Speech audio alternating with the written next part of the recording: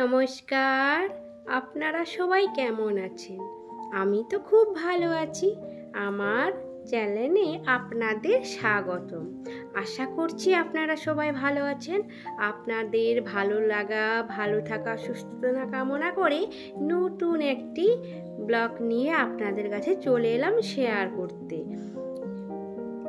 সকালবেলা অনেক দিন বাড়ির নোংরাগুলো পরিষ্কার করা হয়নি।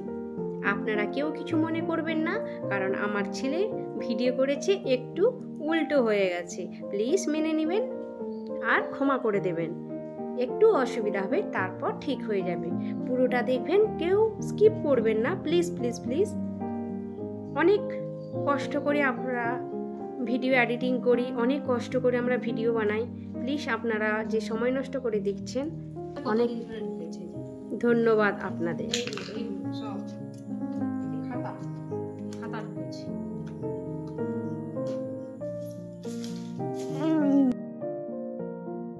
আজকে ভাবলাম যতই কাজ থাকুক না কেন, এই কাজগুলো আমাকে করতেই হবে।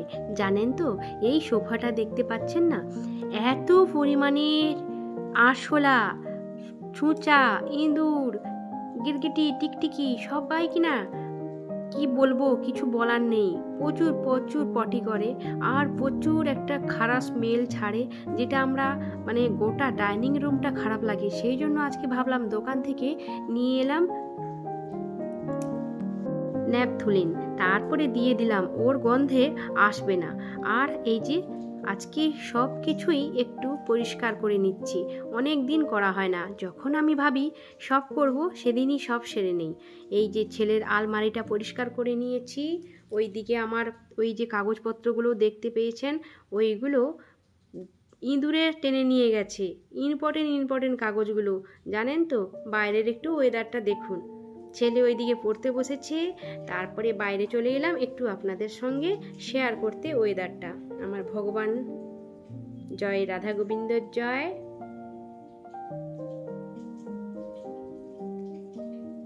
দেখুন বসে রয়েছে এই কাগজপত্রগুলো। অনেক দিন খুঁজেই পাচ্ছিলাম না, জানেন। তারপরে ভাবলাম কাগজগুলো কোথায় গেল। তারপরে ছেলের বইয়ের আলমারির পিছনে দেখি না, সমস্ত ইঁদুরগুলো টেনে নিয়ে গেছে কাগজগুলো, জানেন।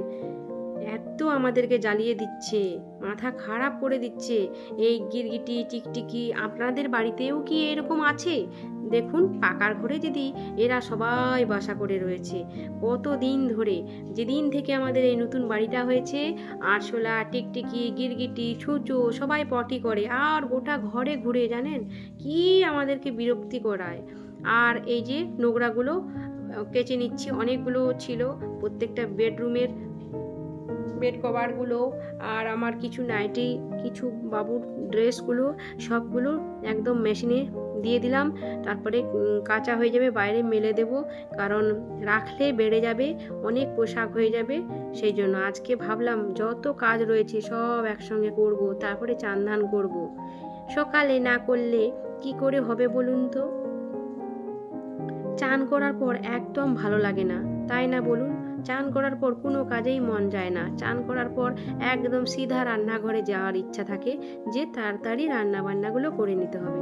দেখুন কত কাগজপত্র এইগুলো টেনে নিয়ে গেছে, জানেন।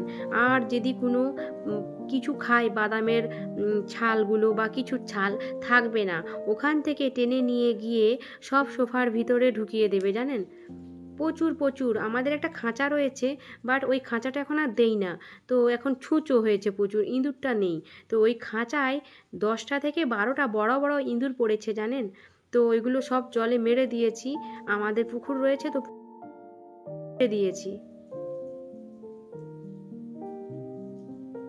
আমি কাগজপত্রগুলো ইম্পর্টেন্ট কাগজপত্রগুলো একটু ফ্রেশ করে নিয়ে রেখে দিব, কারণ আমার দরকারি কাগজপত্রগুলো, জানেন। এতগুলো কাগজপত্র ইঁদুর সব টেনে টেনে মুখে করে আমার বাবুর আলমারির পিছনে রেখে দিয়েছে। কি বলবো বলুন তো, মাথা খারাপ করে দেয়, জানেন। আর বাড়িতে বড় বড় টিকটিকি, এরা সব আমার মাথা খারাপ করে দেয়। মাঝে মাঝে বড্ড বিরক্তি লাগে। সবাই বলে গ্রামে বাড়ি করেছিস, নয় গ্রাম নয় শহর, বাট আমার বাড়ির 4-5টা অ্যাকচুয়ালি ধান চাষ জমি, বাড়ি করে না, অনেক দূরে বাড়ি, তো তাই। আজকে ভাবলাম কিছু পাপোশ আর বাড়িতে যেগুলো মুছোমুছি হয় সেগুলোও কেচে নিয়েছি। এই যে কেচে আমি মিলতে চলে এলাম। সেরকম একটা রোদ বেড়ায় না, বাট ভাবলাম রোদ দিয়ে দেই, ও শুকনো হয়ে যাবে। ওই যে পেয়ারাগুলো পড়ে আছে দেখছেন, ওইগুলো সব পেকে পেকে পড়ছে। কে খাবে? ভালো লাগে না, একটা দুটো খাওয়ার পর আর ভালো লাগে না। গাছে এত এত পেয়ারা, খাওয়া কে আর যায় বলুন? এই যে কাপড়গুলো মিলছি, মানে তোয়ালাগুলো, সব এগুলো আমার রান্নার কাজে ব্যবহার হয়, ডাইনিংয়ে মোছামুছি কাজের ব্যবহার হয়, এতগুলো আমার লাগে। আজকে তো ছাড়বই না, যত কাজ রয়েছে সব কাজ করব।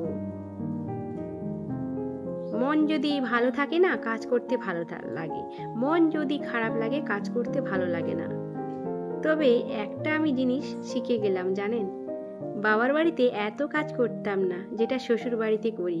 এটা প্রত্যেক মেয়েদেরই হয়। একটা আলাদা রকম অনুপ্রেরণা জাগে শ্বশুর বাড়িতে কাজ করার, কিন্তু এটা আমরা বিয়ের আগে কিন্তু করতাম না, টুকটাক করতাম। এত কাজকর্ম আমি কিন্তু শিখলাম না, বিয়ের পরেই শিখেছি জানেন। কোথা থেকে কি করে শিখলাম নিজেই জানি না। আমি বাবার বাড়িতেও রান্না বান্না করতাম না, এখন খুব সুন্দর রান্না করতে শিখে গেছি, যেটা দাদা ভাই খেলে পছন্দ করে, কখনো বলে না যে এটা ভালো রান্না হয় না। এই যে এত কাছাকাছি ছিল, ওয়াশিং মেশিন থেকে বের করে সমস্ত জিনিস রোদ দিয়ে দিয়েছি। আর ওই দেখুন আমাদের পুটকাটা উঠে গেছে দোতলাতে, ও ওখানে খেলা করে।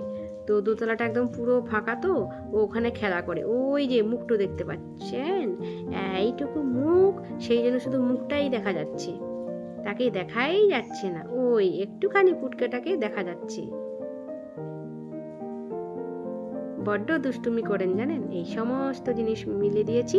টাটা, অনেক ভালো লাগলে শেয়ার করে দেবেন, লাইক করে দেবেন। Thank you.